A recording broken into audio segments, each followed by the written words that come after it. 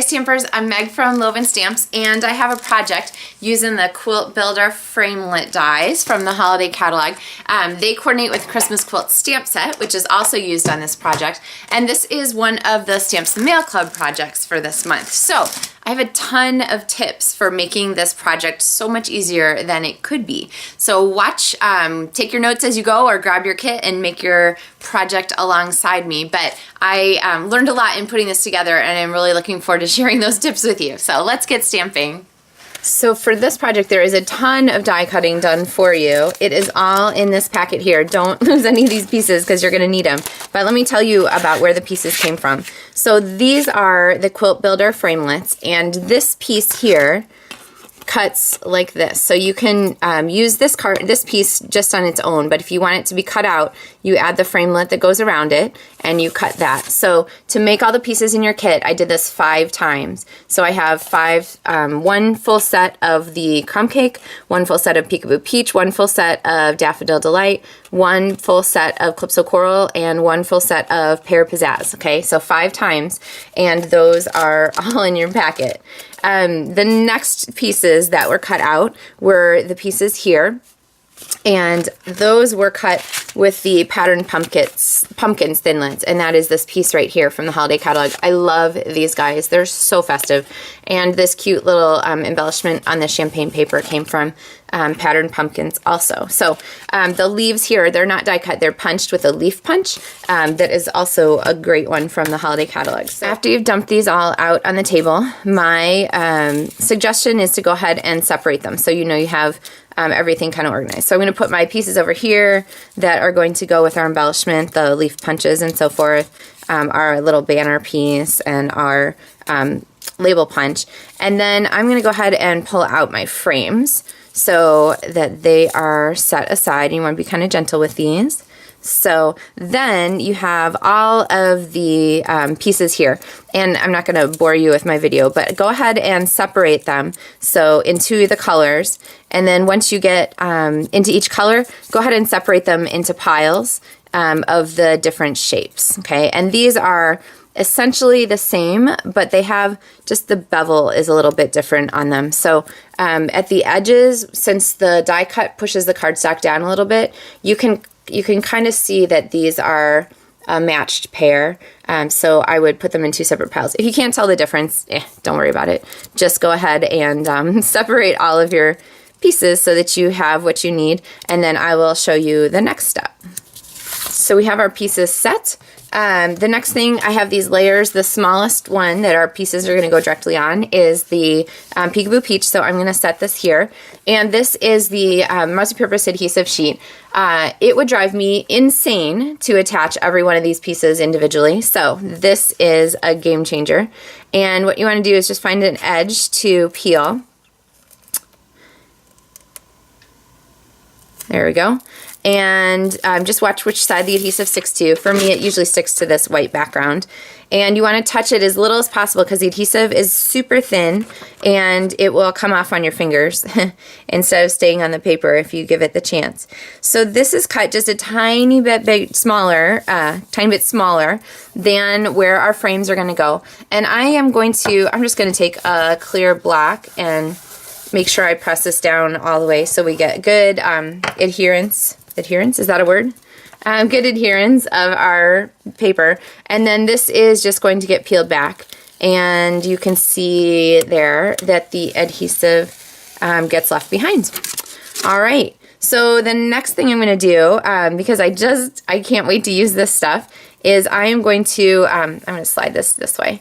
And I'm going to put our squares on. And so I have our pieces. You want to lay them out and kind of decide like what order you want to put them in. You're going to have one extra. This one is going to be my extra, so I'll set it aside.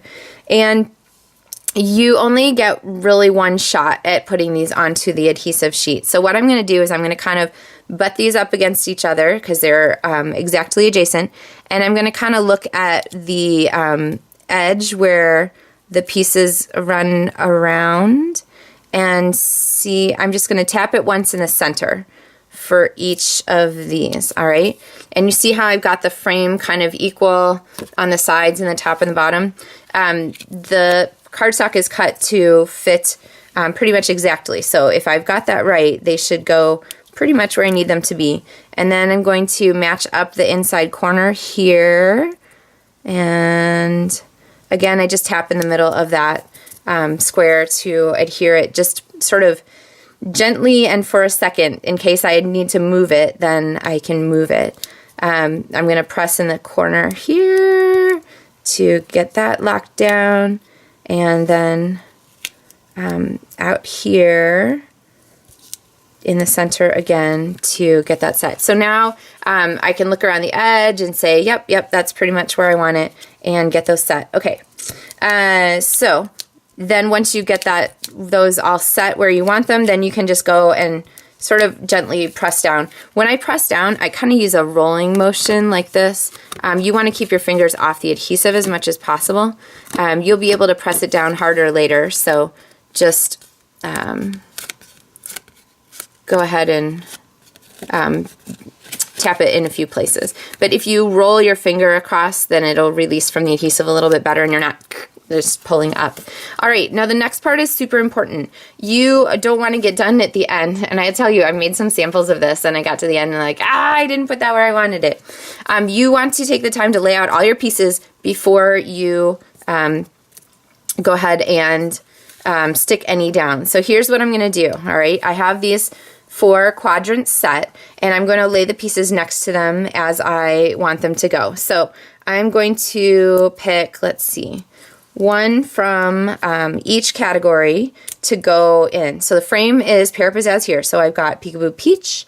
I've got a Daffodil Delight piece. Let's see, did I get these the way I wanted them? Yeah. Okay, so see how these two make a little arrow so they match. I'm going to put in the triangle here in Calypso Coral, and then I still need, what color am I missing? Crumb Cake. So I need the Crumb Cake squares. All right, so I've got 1, 2, 3, 4 pieces that are all going to go in this quadrant. I'm going to do the same thing up here. I'm going to do Peekaboo Peach. I'm going to do Calypso Coral. I'm going to add a what is that color? Pear Pizzazz, and I'm going to add, what am I missing? I'm missing a square. No, I've got a square. I'm missing a triangle. So the triangle for this one will be Daffodil Delight. Okay, and once you have that set, then you can just go ahead and start sticking in pieces. So, careful your fingers off the edge. The pieces should fit into the frame very, very easily. So you want to just snug those down right into the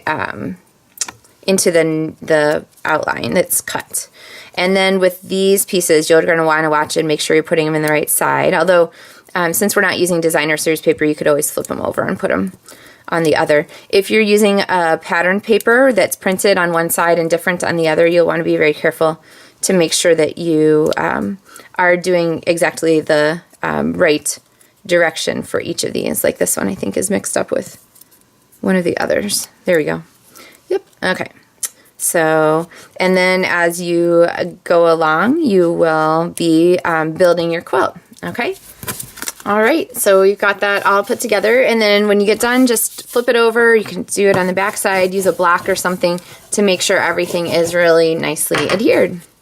Ta-da! That is that. All right, so this is going to get layered on here, but before you layer this, it is much easier. If you're going to go ahead and put blanket stitching around the edge, you want to do this with the stamp from the Christmas Quilt stamp set, and you want to do this before you put your layers together, just to give it that little final touch. And I wouldn't worry too much about whether your blanket stitch is right at the edge, or if you're worried, go ahead and worry about it. I'm just kind of sticking it on there. So anyway, go ahead and go all the way around, and then this is going to be layered here on Stampin' Dimensionals, and layered here on more Stampin' Dimensionals, because why not, right? And then for our embellishment, at the bottom, we are going to pull back all these pieces that we had set aside and build our embellishment. So it's built on a circle punch. This one is a 2 1/4 inch circle punch, and that's one of the new sizes. I'm going to go ahead and do our stamping first. I have our piece here from this fun stamp set, and I'm going to stamp kind of on the edge there. I'm going to trim this a little narrower so that it is a little bit narrower. And I'm also going to take the little cross stitch stamp and stamp a couple of cross stitches across the side of our piece here. Get it? Piece? Haha. And then go ahead and cut a banner end. All right. So this is going to get layered behind our tag here, and I'm just going to go ahead and to keep it straight, I'm going to line up along the line of my grid paper and then pop a Stampin' Dimensional there on the back. All right, and this is going to be the first part of our element. It's going to get layered on here. Before I stick it down though, I have a couple pieces. This fun champagne piece from that Pick a Pumpkin, and I'm going to layer this here. And you don't really have to glue it. You can stick it down, and then we're going to adhere these pieces with the glue dots. So I'm going to layer those two pieces there. See how we've gotten those two layered. And then I'm going to pop a glue dot there, and most of this is going to get covered up, so I'm not too worried about having things show. And then I'm going to go ahead and peel the backings off of this piece and pop this down onto our embellishment. So here we're kind of building all the pieces, and then the next thing that's going to go on there is our pumpkin. And again, since we're going to cover a lot of this up, you don't have to worry too much about where you're putting, well, you want to worry about where you're putting your adhesive, but you don't have to worry about, you know, doing it with a fine tip glue pen or anything, because this part here is going to get covered up. So I'm just going to use my fast fuse there to stick that down, and then pop a little bit more. You know what? I'm going to use a mini glue dot. If you, or mini, oh, here comes Puppy. A mini, whatever these things are called. If you haven't seen these before, mini Stampin' Dimensional, they are so much fun. And that is going to let us stick this here and also have a little pop-up for our leaf. Okay, so I've got this glue dot in my hand here. I'll just stick it on the back of our heart since that's where it's going to go. All right, for our little bit of burlap ribbon, you can kind of size this based on the size of the heart, and I actually am going to use just like 2/3 of it, I think, so just about that much. And this I'm going to put more fast fuse on because I love it. You could use a piece of tear tape there, whatever makes you happy, but I'm going to go ahead and stick that down, and then our heart goes on top of that. Okay, so there we have our fun embellishment piece, and I'm going to go ahead and stick this with Stampin' Dimensionals. I think Pepper likes it. I think she's like cheering that her jingly tag collar is cheering for our fun project. All right, so then this is going to get placed here at the bottom of our project. So all those pieces get layered together, and you have the finished element. See, applause, applause. The whole finished element. You can put this in an 8x8 picture frame, like from a craft store or something like that. It fits perfectly. The outside is 8x8 inches. You could also go ahead and just put it on like I have a wooden stand, a little easel that it pops up on really nicely. But whatever you do, make sure you request your Stamps in the Mail Club kit. I have a limited number of these left, and I don't want you to miss it if you're interested. We're remembering that Christmas Quilt is not just for Christmas. And I actually have 2 more projects to show with you. This one is in a different color scheme. This one is based on the Oh So Eclectic Designer Series paper that I used for Stamps Mail Club last month. And then here is the same frame done in Designer Series paper, so the patterned papers instead of just with cardstock. So just a different effect altogether.